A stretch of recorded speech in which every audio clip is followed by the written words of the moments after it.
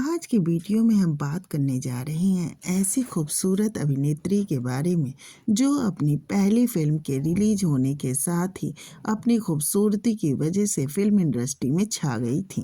ये अपनी पहली फिल्म के रिलीज होने के साथ ही फिल्मी दुनिया में छा गई और इन्हें फिल्मों में राष्ट्रीय पुरस्कार भी मिला।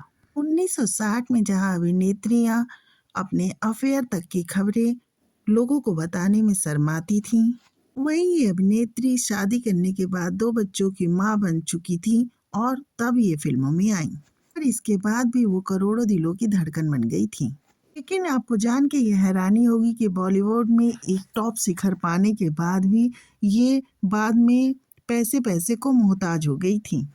और इस अभिनेत्री को बदनसीबी ने ऐसा दबोचा कि जब इनकी मृत्यु हुई तो उन्हें ठेले पे ले जाया गया था। और कोई इस बात से यकीन भी नहीं करेगा कि इनकी मौत के बाद 7 समुंदर पार रहने वाला एक साधु ने उनकी नकली विरासत बेचने का दावा किया था। तो आखिर कौन थी ये अदाकारा और क्या था उनका सौरभ गांगुली के साथ रिलेशन, यही सब हम इस वीडियो में बातें करेंगे। चलिए तो अब शुरू करते हैं विमी की कहानी। आपको ये जान के हैरानी होगी कि शादी के पहले इनके मायके वाले इनसे रूठ गए और शादी के बाद इनके ससुराल वाले, और कुछ समय बाद इनके खुद के पति भी इनसे रूठ गए थे। इस अदाकारा ने अपनी छोटी सी जिंदगी में सुख और दुख दोनों देखे। इनके पति ही इन्हें फिल्मी दुनिया में ले आए, बाद में वही पति से इनका रिश्ता खत्म हो गया था। विमी की कहानी 1940 के दशक से शुरू होती है। इनका जन्म पंजाब के एक छोटे से गांव में हुआ था और इनका नाम विमलेश वदल था। कहने को तो ये भी कह दिया जाता है कि उस समय ही गुरुद्वारे में कह दिया गया था कि ये लड़की आगे चलकर बहुत ज़्यादा नाम कमाएगी। लेकिन इस लड़की को अपने जीवन में सावधान रहने की ज़रूरत है। आज़ादी के बाद इनका परिवार मुंबई में शिफ्ट हो गया था। विमी को लेकर के इनके परिवार अच्छा खासा सपना देखने लगा था। इन्होंने सोफिया कॉलेज से ग्रेजुएशन किया था। इसके बाद वो रेडियो में उद्घोषिका का भी काम किया। लेकिन इसी दौरान उन्हें कलकत्ता के व्यापारी शिव अग्रवाल से प्यार हो गया। फिर इन दोनों ने शादी भी कर ली थी। उसके बाद वो शादी करके कोलकाता आ गई थी। इनका ससुराल बहुत ही बड़ा बिजनेसमैन था। यहाँ रह के विमी को 2 बच्चे हुए। लेकिन शादी के बाद विमी के मैके वालों ने उनसे रिश्ता खत्म कर दिया था। लेकिन विमी का जीवन बहुत ही ऐशो आराम में बीत रहा था। शिव अग्रवाल का बड़े बड़े उद्योगपतियों के बीच उठना बैठना था और वे अपनी खूबसूरत पत्नी को लेकर अक्सर पार्टियों में जाया करते थे। ऐसे ही एक पार्टी में इनकी मुलाकात महान संगीतकार रवि से हुई। जब शिव ने रवि को बताया कि ये उनकी पत्नी है तो रवि को विश्वास ही नहीं हुआ कि विमी 2 बच्चों की मां होने के बाद भी इतनी खूबसूरत है और उनका चेहरा इतना मासूम लगता है। विमी को देखकर रवि ने शिव को मुंबई आने का निमंत्रण दे दिया कि आप विमी को हीरोइन बनाओ। रवि की बात को मानकर विमी और शिव अग्रवाल दोनों मुंबई गए। वहां रवि ने इन दोनों की मुलाकात बी.आर. चोपड़ा से कराई। बी.आर. चोपड़ा उन दिनों अपनी फिल्म हमराज के लिए कलाकारों का चयन कर रहे थे। उन्होंने नायक के तौर पे सुनील दत्त और राजकुमार का चयन कर लिया था। विमी जब बी.आर. चोपड़ा से मिली तो बी.आर. चोपड़ा को विमी हमराज फिल्म की नायिका के तौर पे पसंद आ गई। उन्होंने हमराज फिल्म के लिए विमी को साइन कर लिया और साथ ही साथ अगली 3 फिल्मों के लिए भी साइन कर लिया, क्योंकि उस दौर पे जब हमराज फिल्म बन रही थी तो अच्छी अच्छी नायिकाएं फिल्म के लिए नायिका बनने को तैयार नहीं हो रही थी, क्योंकि हमराज फिल्म में नायिका की मौत हो जाती है। उसके बाद ये फिल्म सस्पेंस पे आधारित थी। विमी इस फिल्म को साइन करने के बाद स्टार बन जाती हैं। एक तो बी.आर. चोपड़ा का बैनर, ऊपर से विमी इतनी खूबसूरत, ऊपर से चर्चा बना कि ये 2 बच्चों की माँ है, उसके बाद भी इतनी खूबसूरत है। फिल्म इंडस्ट्री में विमी की अच्छी खासी चर्चा बन जाती है। विमी को खूब पब्लिसिटी मिलने लगी थी। मैगजीन में इनकी खबरें छपने लगी थी। अब और प्रोड्यूसर विमी को अपनी फिल्म के लिए साइन करना चाहते थे, लेकिन विमी तो कॉन्ट्रैक्ट के तहत फंसी हुई थी, इसलिए विमी और फिल्म साइन नहीं कर पा रही थी। कहते हैं कि विमी के पति शिव अग्रवाल के मन में लालच आ गया, वो कॉन्ट्रैक्ट को तोड़वाना चाहते थे। कहने को तो ये भी कहा गया कि फिल्म की शूटिंग के लिए जब फिल्म प्रोड्यूसर, डायरेक्टर और फिल्म के अन्य कलाकार दार्जिलिंग पहुंच गए, उस समय शिव अग्रवाल ने ये साफ कह दिया कि उनकी पत्नी यानी विमी वहाँ यानी आउटडोर शूटिंग के लिए नहीं जाएंगी। यही वो कारण था, क्योंकि वो खुद चाहते थे कि बी.आर. चोपड़ा कॉन्ट्रैक्ट को रद्द कर दें। आखिर इनके पति की मंशा पूरी हुई और फिल्म कॉन्ट्रैक्ट कैंसिल कर दिया गया। फिल्म कॉन्ट्रैक्ट कैंसिल होने के बाद आखिरकार फिल्म पूरी हुई। इधर शिव अग्रवाल का परिवार एक उद्योगपति परिवार था। उनको अपने बहू का फिल्मों में काम करना पसंद नहीं था। पहले तो उन्होंने अपने बेटे को ये समझाया कि अपनी पत्नी को फिल्मों में काम करने से रोके, लेकिन शिव अग्रवाल जब नहीं माने तो उनके परिवार वालों ने उन्हें अपने बिजनेस से अलग कर दिया। बस एक हिस्सा दे दिया था, क्योंकि प्रॉपर्टी में उनका एक हिस्सा था। अब हमराज फिल्म रिलीज हुई। हमराज फिल्म के रिलीज होने के साथ ही ये बम्पर हिट फिल्म साबित हुई और विमी रातों रात स्टार बन गई।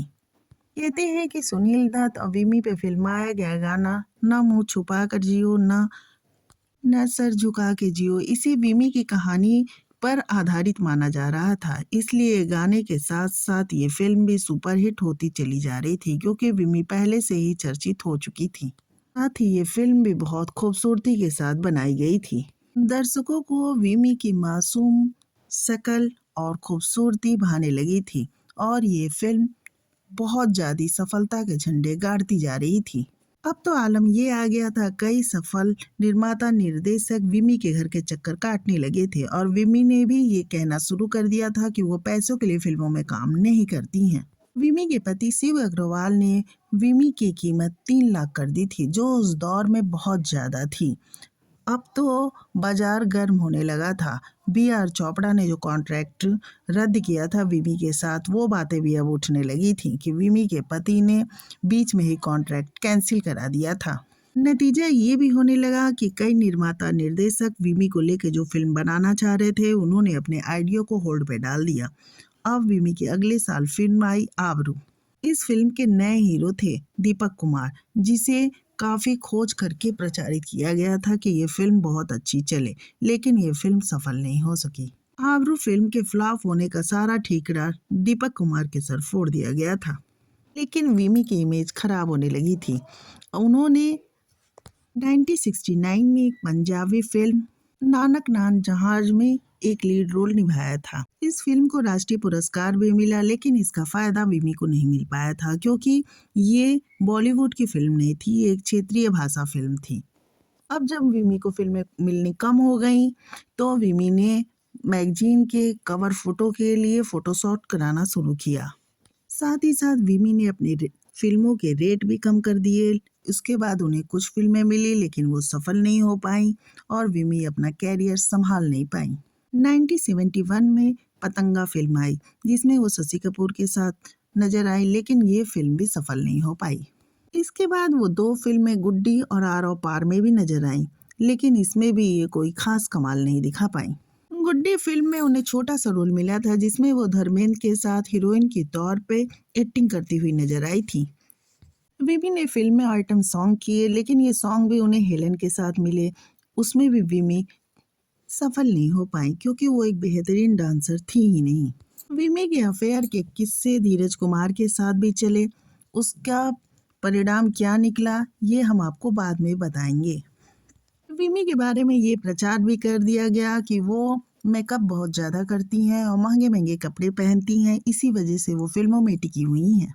विमी और उनके पति ने बहुत ही अनप्रोफेशनल ढंग से निर्माता निर्देशकों को हैंडल किया। यही कारण था कि विमी का कैरियर ग्राफ गिर गया।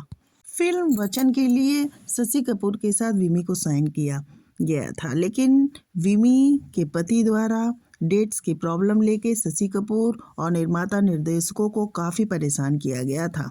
यही कारण था कि फिल्म इंडस्ट्री में ये बातें उठने लगी थी और इसका बैड इफेक्ट बहुत ज़्यादा पड़ा था। विमी के फिल्मी कैरियर पे।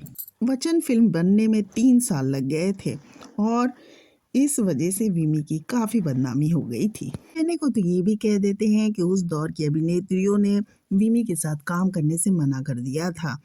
इस तरह से भी विमी को खासी बदनामी हुई थी। विमी ने कुल 7-8 फिल्मों में काम किया था और उनका कैरियर ग्राफ गिर गया था। जब हर तरह का हथकंडा अपना लिया गया तो पति पत्नी के बीच में लड़ाई झगड़े शुरू हो गए थे, क्योंकि विमी अपने पति पे इल्ज़ाम लगा रही थी कि आपने कैरियर में साथ नहीं दिया। आरोपों का सिलसिला इतना चला कि आखिरकार शिव अग्रवाल विमी को छोड़कर वापस कलकत्ता लौट गए और विमी का कलकत्ता से रिश्ता नाता खत्म हो गया। विमी के अत्यधिक खर्चीले स्वभाव ने उन्हें सड़क पर ला दिया था और अपनी जीवन शैली के कारण, जो महंगी इनकी जीवन शैली थी, उस कारण ये सड़क पे आ रही थी। विमी अब एक फिल्म ब्रोकर के साथ रहने लगी थी। जॉली उनके साथ फिल्मों की वजह से नहीं बल्कि इनके पैसे की वजह से जुड़ा हुआ था और विमी को वो कार्य भी करना पड़ा जो कि गलत था। कहते हैं कि ये कई फिल्म प्रोड्यूसर के बेडरूम तक भी पहुंची, लेकिन फिर भी विमी को फिल्में नहीं मिल पाई थी। बाद में जॉली भी उन्हें छोड़कर चला गया था। विमी अपने कैरियर ग्राफ में, फिल्मी सफ़र में पूरी तरह फ्लॉप हो गई थी और यही कारण था कि विमी शराब का सहारा ले ली थी और वो शराब पीने लगी थी। शराब की लत उन्हें ऐसी लगी कि वो सस्ती शराब भी पीने लगी थी और आखिरकार वो बीमार रहने लगी और लास्ट में नानावती हॉस्पिटल के जनरल वार्ड में उन्हें भर्ती कराया गया था। और 27 अक्टूबर 1977 को विमी ने इस दुनिया को अलविदा कह दिया था।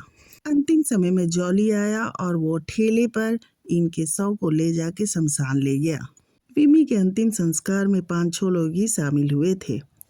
इनके द्वारा निर्मित फिल्में इनकी मौत के बाद तक रिलीज होती रहीं।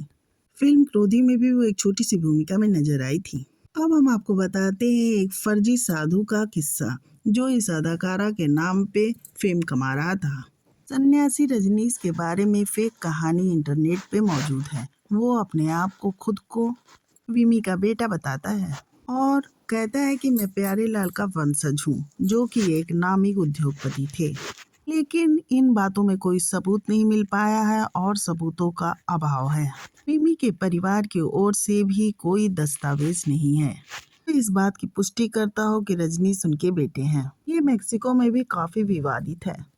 ये भी पता चला है कि इन्होंने ओजोन के परिधाना में बहुत मोटी रकम का जुगाड़ भी किया है। एक तरह से इन्हें पूरी तरह से गलत साबित किया गया है। बात करते हैं एक और अफवाह के बारे में जिसे 80 और 90 के दशक में खूब हवा मिली थी। अफवाह ये उठी थी कि विमी और धीरज कुमार सौरभ गांगुली के जैविक माता पिता हैं।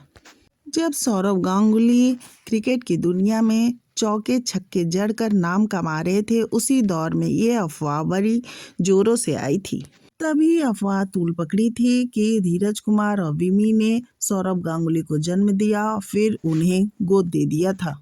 लेकिन यह अफवाह जिस तरह आई, इसका ना समर्थन किया गया ना खंडन ही किया गया।